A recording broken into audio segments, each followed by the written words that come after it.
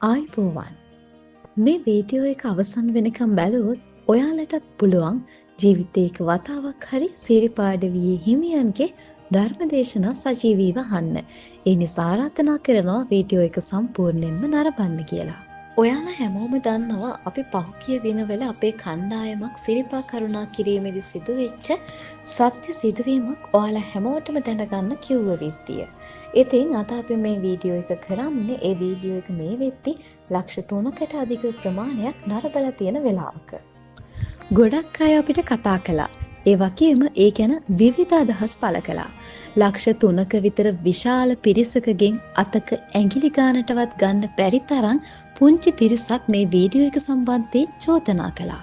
කෙසේ වෙතත් දළදා වන්දනාව ගැන සිරිපාඩවියේ හිමියන් පෙන්වා දීපු කරුණු ඒ අයුරින්ම මේ වකවානුවේදී අපිට දැක බලා ගන්න ලැබුණා. ඒ වගේම උන්වහන්සේ ඉල්ලා සිටි පරිදි අපිට පුළුවන් වුණා ඒ විදිහටම ජනතාව අතරට මේ වටිනා පණිවිඩය අරගෙන යන්න. ඒ වගේම පසුගිය අපේ වීඩියෝ එක නරඹලා විශාල පිරිසක් අපිට කතා කළා. ඒ වගේම ඔවුන් මේ දළදා වන්දනාවට යන ගමන පවා නතර කරලා තිබ්බා. ඉතින් අපි හිතන්නේ ඒ ගෞරවනීය ස්වාමින් වහන්සේගේ ඉල්ලීම අපිට ඉටු කරන්න පුළුවන් වුණා කියලා. මේ වෙද්දි විශාල පිරිසක් උතුම් ශ්‍රී වාමතලදා වහන්සේ නිවසේ ඉඳලා වන්දනා කරන්න පටන් අරගෙන. ඒක ලොකු ආශිර්වාදයක් වෙයි අපේ මුළු රටටම. වැඩි කතා ඕනේ නෑනේ. ඔයාලා හැමෝම බලාගෙන ඉන්නේ පළවෙනි වීඩියෝ එකෙන් පස්සේ හැමෝම අහපු ප්‍රශ්නවලට පිළිතුරු සහ වර්තමාන තත්ත්වය පිළිබඳ සිරිපා හිමියන්ගේ අදහස දැනගන්න. ඉතින් අපේ ප්‍රශාත් මහත්තයා ඇතුළු කණ්ඩායම පිටත් වෙලා මොකද උනේ කියලා ඒ තොරතුරුත් අරගෙන ඔයාලට ඇවිත් කියන්න තමයි මේ සූදානම.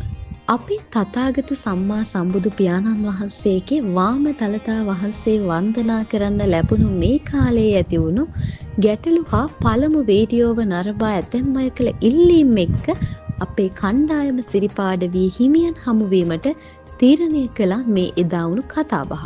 ප්‍රසාද් මහත්තයා ඇතුළු කණ්ඩායම හිමිදිරි උදේ පාන්දරම සිරිපා අඩවියට පිටත් වෙලා ගෞරවනීය ස්වාමින් වහන්සේ උදැසන කාලය හමු වුණත් උන්වහන්සේ දින හවස 3ට හමුවන ලෙසට දන්වා තිබුණා.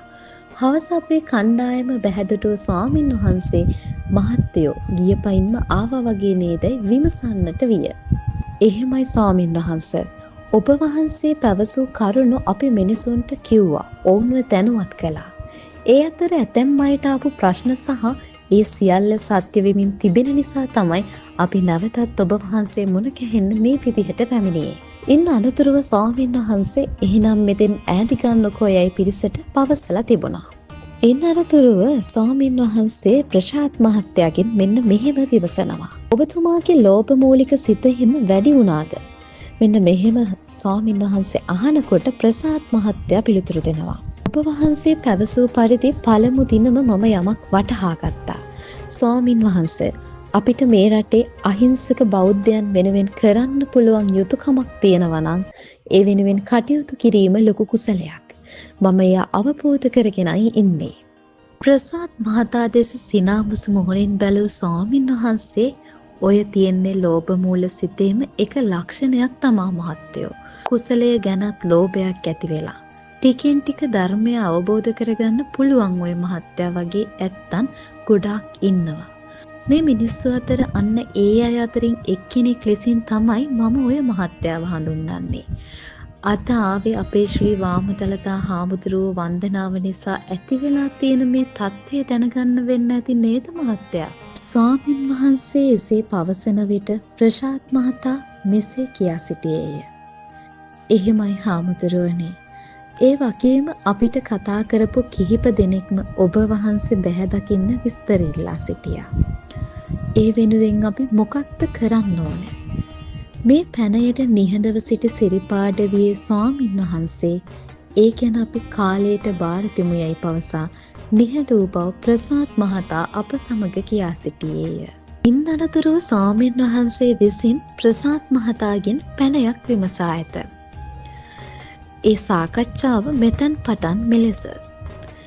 මහත්තයා දැන් ඔය වන්දනා කරපු ඇත්තන් කුසල් රැස් කරගත්තද? එහෙමයි ස්වාමින් වහන්සේ.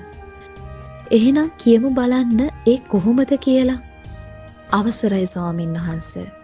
මිනිස්සු ඊතා උනන්දුවෙන් ශ්‍රද්ධාවෙන් සියලු අපහසුතා යටපත් කරගෙන වන්දනා කරපු එක පිනක් නේද ස්වාමින් වහන්සේ? එකවරම දැස් ඉවර කළ ප්‍රසාද් මහතා දෙස බැලූ ස්වාමින් වහන්සේ මෙසේ පැවසූ බව ප්‍රසාද් මහතා කියා සිටියා. මහත්තයෝ, ඔය ගිහි ඇත්තන්ගෙන් අති බහුතර ජනතාවක් මේ සංසාරේ දිගු කරගත්ත මහත්තයෝ. ඒ වගේම තමයි දිනෙන් දින අකුසල් රැස් කරගත්තා. මහත්තයෝ, මේ වෙලාවේ මිනිස්සුන්ට ඇත්ත තේරුම් ගන්න පුළුවන් විදිහට අපිට මොන හරි පැහැදිලි කරන්න පුළුවන් නම් ඒක තමයි මේ වෙලාවේ කළ යුතු හොඳම දේ. ඉතින් මේ කරුණ ටික හොඳින් අහන් ඉන්න. අපේ මේ ඇත්ත උතුම් ශ්‍රී වාමතලතා හාමුදුරුව වන්දනා කරන්න නිවසින් පිටත් වෙලා ඊටාම ශ්‍රද්ධාවෙන් පිරිසිදු වෙලා තමයි පැමිණියේ. හැබැයි පැය විනාඩි ක්‍රමයෙන් ගෙවිලා ගියා. තමන්ගේ පිරිසිදුකම ටිකෙන් ටික ඈත් වෙද්දී හිතට සැනසීම නෑ මහත්තයෝ. අපේ තථාගතයන් වහන්සේ පිරිසිදුකම ගැන ඊතා අගය කළා. ඒ ගැන දේශනා කළා. ඒ ඇයි? ඒ වෙන කිසිවක් නිසා නෙවෙයි මහත්තයෝ. මේ චිත්ත ස්වභාවය ගැන තථාගතයන් වහන්සේ තරම් දන්න කිසිවෙක් නොමැති නිසා. සිත ඒ තරම්ම හරිම පුදුමාකාරයි. මේ සිත වෙනස් වෙන්න එක ක්ෂණයක් ඇති. අන්න අර ගෙදරින් පිරිසිදු ආපු ඇත්තන් දින කිහිපයක් යන විට මේ එක පෙළට ඉන්න ඇති තමන්ගේ ශරීර කෘත්‍ය වැනි දේ නිසා ඇතිවන අපහසුතා සමගම සිත දූෂණය කරගන්නවා. ඒ විතරක් නෙවෙයි මහත්තයෝ, බලන්න මේ ඇත්තන් මේ පොලිමේ මුල අල්ලගන්න නෙමෙයිද දුවගෙන එන්නේ. දින ගානකට කලින් මේ විදිහට දුවගෙන ඇවිල්ලා බලාපොරොත්තු වෙන්නේ පොලිමේ මුල අල්ලගන්න එක නේද? එහෙම ආපු කෙනෙක් වයසට ගිය උපාසකෙක් උපාසිකාවක් ආවොත් අර ශ්‍රද්ධා සිතින් දෙනවද ඉඩක්? ඉතින් මෙහෙම ඇත්තන් ශ්‍රද්ධාවෙන් ඈත් වෙලා ප්‍රඥාව නැතිකම නිසා සිත දූෂණය වෙලා නොවේද මහත්තයෝ? ස්වාමින් වහන්සේගේ මේ ප්‍රකාශයන්ට ඇහුම්කන් දීපු ප්‍රසාද් මහතා එහෙමයි ස්වාමින් වහන්සේයයි පිළිතුරු ලබා දී ඇත. එවිට ස්වාමින් වහන්සේ නැවතත් මෙසේ විමසා ඇත. මේ විදිහට දිගු පොලිමක් හැදුන නේද මහත්තයෝ? ඒ ආපු හැමෝම ආවේ ශ්‍රද්ධාව මුල් කරගෙනද? ශ්‍රද්ධාවෙන් ගෙදරින් දුවගෙන ආවේ අවසීහියෙන් නොවේද? මේ ප්‍රශ්නයට පිළිතුරක් දෙන්න බලන්න මහත්තයා. එවිට ප්‍රසාද් මහතා මෙසේ පිළිතුරු ලබා දුනේ. ඉතින් හාමුදුරුවනේ, දළදා හාමුදුරුව වැඳ පුදා ගන්න තියෙන උනන්දුව නිසා තමයි මේ අහිංසක මිනිස්සු එහෙම දුවගෙන ආවේ. එවිට ස්වාමින් වහන්සේ මෙසේ පිළිතුරු ලබා දී ඇත. නැහැ මහත්තයෝ, ඒ ඇත්තන් ආවේ වාමතලතා වහන්සේ වන්දනා කරන්න නෙවෙයි. ගෙදරින් එළියට ආවේ පොලිමට කලින් එකතු වුණොත් එතකොට ඉක්මනින්ම වැඳ ගන්න පුළුවන් කියන චේතනාවෙන්. අන්න ඒ සිතුවිල්ල තමයි මහත්තයෝ ඔය අපේ වාමතලතා වහන්සේ වැඩ සිටින පිම්බිම අපවිත්‍ර කෙරුවෙත්. මීට පිළිතුරු වශයෙන් ප්‍රසාද් මහතා මෙසේ කියා සිටි බව අප සමග ඔහු කියා සිටියේය.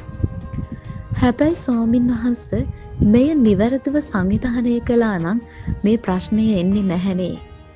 ඒකට මේ සංවිධානය කරපු ඇත්තන් පවා වග කිව යුතු නැද්ද? මහත්තයා, කුමක්ද සංවිධානය කරනවා කියන්නේ? එවිට ප්‍රසාද් මහතා මෙසේ පිළිතුරු ලබා දී ඇත. ස්වාමින් වහන්සේ, ඒ අයට අවශ්‍ය පහසුකම් නිසියාකාරව සැලසීම වගේ දේවල්. ඒ කියන්නේ මහත්තයෝ, මේ ඇත්තන් එන්නේ උතුම් ශ්‍රී වාමතලතා හාමුදුරුව වඳින්න නෙවෙයි. ඔවුන්ගේ අවශ්‍යතාවයන් වෙනුවෙන් වගේනේ ඔය පැහැදිලි කිරීම. නැහැ මහත්මයා, මෙතන සංවිධානය කරන ඇත්තන්ගේ කොපමණ අඩුපාඩු තිබුණත් මේ ආවේ බෞද්ධ උපාසක උපාසිකාවන් නේද? එවිට ප්‍රසාද් මහතා එහෙමයි කියා ඊට පිළිතුරු ලබා දුන් බව අප සමග කියා සිටියේය. නැවතත් ස්වාමින් වහන්සේ මෙසේ පවසා ඇත. කෝ එහෙනම් බෞද්ධකම කුමක්ද? බෞද්ධකම කියන්නේ මොකක්ද? බෞද්ධකම කියන්නේ ඒ අවබෝධයෙන් පිරි ඇත්තන්ට. කෝ ඒ ඇත්තන්ගේ අවබෝධය? මහත්තයා, ඔය ආපු ඇත්තන් කෑම බීම වගේ නොයෙකුත් දේ ගැන අඩුපාඩු කියනවද නැද්ද? ඇයි මේ? තමන්ට නිසි සිහියෙන් පිහිටා කටයුතු කරන්න බැරි නිසා තමයි ඒ ඇත්තන්ට එහෙම වුනේ. බලන්න නිවසින් පිටත් වෙන්නම සිත අතරමං කරලා. එහෙම පැමිණි පිරිස මොනවද මේ භූමියේ නොකලේ? එහෙම නේද මහත්තයා? එවිට තරමක් කල්පනා කරපු ප්‍රශාත් මහත්තයා එහිමයි ස්වාමින් වහන්සේයයි පිළිතුරු ලබා දුනේ. ඉතින් ඒ ඇත්තෝ දින ගණන් අපිරිසිදු වුණා. කොහොමද සිතෙන් හා කයින් හා සිතෙන් අන්තිමට තමන්ගේ අපිරිසිදුකම ඒ ඇත්තන්ට දැනුනේ නැහැ. ගඳ සුවඳ තමන්ගේත් බාහිරත් එක සමානයි. ඒ ඇත්තෝ කරපු සියල්ල හිත සාධාරණය කළා. ඒ අයට ගැළපෙන අයුරින්.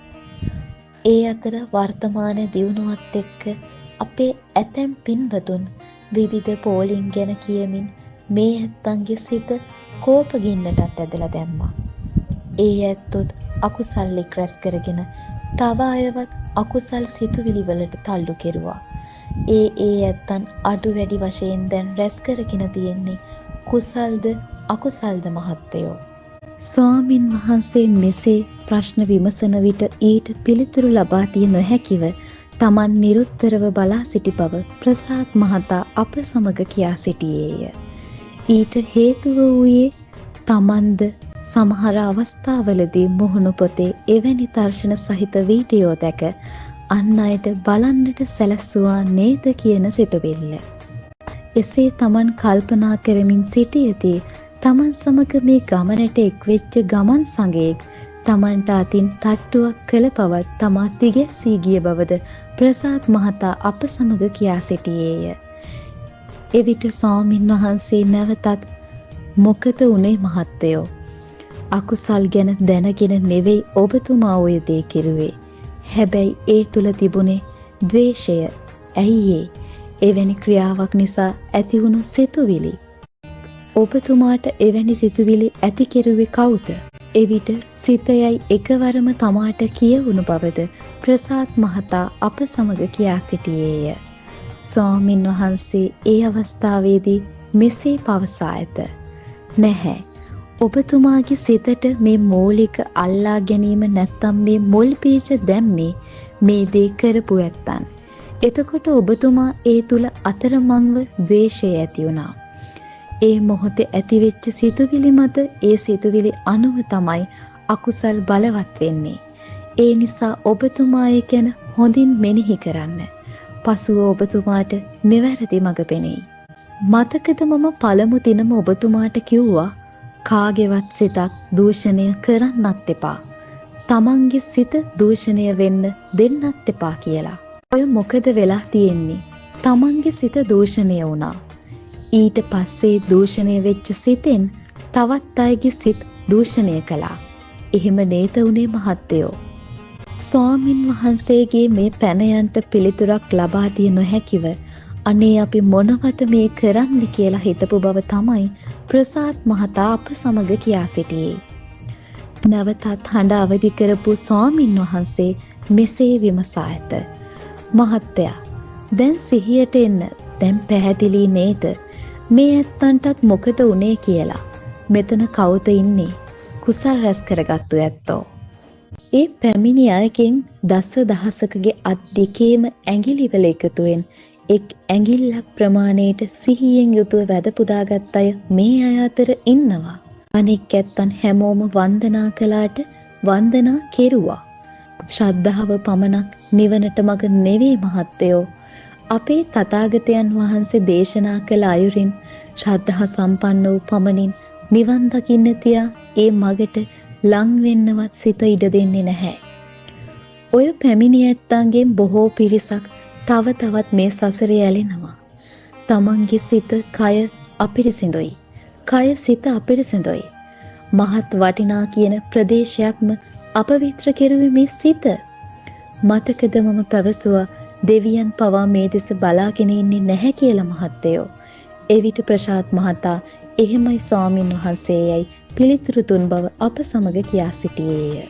මහත්තයා මොකද හිතන්නේ? ඒ ගැන ඔබතුමාටත් සැකයක් තියනවද? මේට මෙලෙස පිළිතුරු දුන් බව ප්‍රසාද් මහතා අප සමග කියා සිටියේය. නෑ ස්වාමින් වහන්සේ, මම උතුම් දළදා හාමුදුරුවෝ ගැන සැක සංකා ඇති කරගන්නේ නැහැ. නිතරම මම්මගේ දළදා සමිඳුන් ආරක්ෂා වේවා කියලා ප්‍රාර්ථනා කරනවා. ඒ මම කුඩා කල සිටම මට දැනුම් තේරුම් ඇති දා පටන් කරපු ක්‍රියාවක්. මට දළදා හාමුදුරුවෝ උතුම් වස්තුවක්. එවිට ස්වාමින් වහන්සේ නැවත මෙලෙස පිළිතුරු ලබා දී ඇත. තමයි සසරේ රැගෙන ආපු සිතුවිලි. ඔබතුමා වගේම සිතන පතන ඇත්තන් තවත් බොහෝ ඉන්නවා. ඒ ඇත්තන්ටත් හැබැයි තවම හරි පාර වැටහිලා නැහැ. ඔබතුමා වගේ ඇතැම් පිට ඔවුන්ටත් ඔවුන්ගේ සිත බාධා කරනවා මහත්තයෝ. ඔය ආදර භක්තිය ප්‍රඥාවෙන් කරන්න, නැත්තම් එයත් අනවශ්‍ය අල්ලා ගැනීමක් ඒ වගේම. ඔබතුමා ප්‍රාර්ථනා කළා වගේම අපේ ශ්‍රී වාමතලදා හාමුදුරුවෝ සුරක්ෂිතයි මහත්තයෝ. උන්වහන්සේ මේ කාලය පුරාම ප්‍රදර්ශන කරඬුවේ වැඩ සිටියේ නැහැ. මෙම ප්‍රකාශය කනවැකුණු වහාම එකවරම තමා තිගැස්සී ගිය බව ප්‍රසාද් මහතා අප සමග කියා සිටියේය. එවිට නැවතත් ස්වාමින් වහන්සේ සිත කලබල කරගන්න එපා මහත්තයා. සියලු දෙනාම මේ කරුණු ටික හොඳින් අවබෝධ කරගනිත්වා. මේ පැමිණි ඇත්තන් සිත කය සිත අපිරිසිදු කරගත්ත පමණක් නොවේ, මුළු පරිසරයම විනාශ කෙරුවා. අපේ දළදා හාමුදුරුවෝ වැඩ සිටිපු පුණ්‍ය භූමිය නේද මේ කියලාවත් හිතුවේ නැහැ. ප්‍රදේශයේ පුරාම දුර්ගන්ධේ හරියට මේ සංවිධානය කළ ඇත්තන්ගේ පටන් වන්දනා කරපු බහුතරයක් මෙහි වග උත්තර කරුවන්. ඇතැම් අය සසර දිගු කරගත්තා. ඇතැම් අය මේ භවයේදීම පටිසන් දෙන අකුසල් රැස් කරගත්තා. මේ හැමෝම පිරිහීමට ලක් වෙනවා. ඒක නවත්තන්න බැහැ මහත්තයෝ. එතා කිව්වා වගේ මේ කරන්නේ මහ විනාශයක්. අපේ ශ්‍රී වාමතලදා හාමුදුරුවෝ රකින්න දෙවිවරු කටයුතු කළා. මේ කරුණු මනසින් දකින්න. එතකොට ඔබතුමාටත් වැටහේවි. අපේ ශ්‍රී වාමතලදා හාමුදුරුවෝ එදායි ප්‍රදර්ශන කරඬුවේ වැඩ සිටියද නැත්ත කියන කාරණාව. ඔය ඇත්තන් පණ වගේ රකින්න දරුවෙක් වුණත් අසූචි ගොඩේ පුංචි කාලෙදිවත් ඉන්න දෙන්නේ නැහැ නේද? තන තන පිනලු වෙච්ච ආහාර දුගද, මල මුත්‍රා දුගද, මේ ආදී දුගන්ධයන් හමද්දී ඒ දරුවා අරගෙන මේ ප්‍රදේශයේ ඉන්නවද? ඇයි මේ මහත්තයෝ ඒ දරුවට පණ වගේ ආදරේ හින්දා නේද? මේ තවස් ගාන පුරාවටම මහත්තයෝ මේ වගේ නුගදත් අඳෝනාවක් නෙමෙයිද මාලිගය පිටතත් ඇතුළතත් තිබුණේ. එවිට එහෙමයි ස්වාමින් වහන්සේයි එකවරම තමාට කියවුණු බව ප්‍රසාද් මහතා අප සමග කියා සිටියේය. නැවතත් ස්වාමින් වහන්සේ මෙසේ පවසා ඇත. දැන් පැහැදිලි නේද මහත්තයෝ සත්‍ය. මේ විනාශය ඉදිරි කාලයට බොහෝ සෙයින් බලපායි. ඒ නිසා පුළුවන් නම් මේ අසරණ බෞද්ධ පින්වතුන් වෙනුවෙන් ඒ අයව දිනෙන් දින ශ්‍රද්ධාවට, ප්‍රඥාවට, සතියට, වීරයට, සමාධියට අනුගත කරන්න බලන්න. ඒ වගේ එක්කෙනෙක් හරි හදන්න පුළුවන් නම් ඒක ලොකු කුසලයක් ඔබතුමාටත්. එදින සිරිපාඩවියේ ස්වාමින් වහන්සේගේ හමුව මේ අයුරින් අවසන් කර කෙටි වන්දනාවක නියැලී පුණ්‍යානුමෝදනාවෙන් පසු සියලු දෙනා කොළඹ බලා පිටත් වූ බව තමයි ප්‍රසාද් මහතා අප සමග කියා සිටියේ. මේ සියලු දේ අසා සිටියේදී මටත් හිතුණා අනේ මටත් අවස්ථාවක් ලබා දෙන්නකෝ මේ ගෞරවනීය ස්වාමීන් වහන්සේ දකින්න කියලා. මම ඉතින් ප්‍රසාද් මහත්තයාට මේ යෝජනාව කරනකොට ප්‍රසාද් මහතා කියා සිටියේ මේ කාරණාව සියලු දෙනාගෙන් දැන ගැනීම සඳහා මේ වීඩියෝවට එක් කරන්න කියලා. පළමු වීඩියෝව නරඹපු විශාල පිරිසකගෙන් 1000කට ආසන්න පිරිසක් Tamanට දුරකථන ඇමතුම් මගින් සහ SMS මගින් කතා කරපු බවත් ඒ හරහා ස්වාමින් වහන්සේ හමුවීමට අවස්ථාවක් සලසා දෙන්නේයි ඉල්ලා සිටි බවත් ප්‍රසාද් මහතා අප සමග කියා සිටියේය. ඒ වෙනුවට මුලින්ම උන්වහන්සේ සමග කළ කතා බහ අනුව ඔවුන්ගේ දහම් ගැටලු ඉදිරිපත් කිරීමට අවස්ථාවක් සලසා දෙමින් සිරිපා අඩවියේ හිමි දම්පත විවරණ නමින් WhatsApp group එකක් නිර්මාණය කර ඇති බවත් අපට පැවසුවා. ඒ වගේම එයට සම්බන්ධ වෙලා මාසයකට දින 3ක් Tamanට ලබා දෙන කාලය තුල තමන්ගේ දහම් ගැටලු ඉදිරිපත් කරන ලෙසත් ඒ සඳහා ස්වාමින් වහන්සේකින් පිළිතුරු ලබාගෙන එය මේ ඔස්සේම නැවත ලබා දීමට කටයුතු කරන බවත් ඔහු කියා සිටියේය.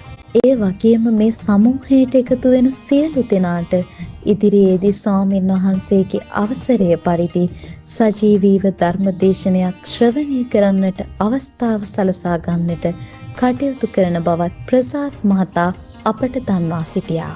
මෙම මහඟු අවස්ථාව ඔබ සැමත් ප්‍රයෝජනයට ගන්න. මාසයකට වරක් මේ විදිහට ලබා දෙන පණිවිඩ වීඩියෝවක් තුළින් නරඹන ගමන් අපිට සජීවීව උන්වහන්සේගේ ධර්ම දේශනයක් අසන්නට ලැබේවායි අපි සියලු දෙනාම හදවතින් ප්‍රාර්ථනා කරමු.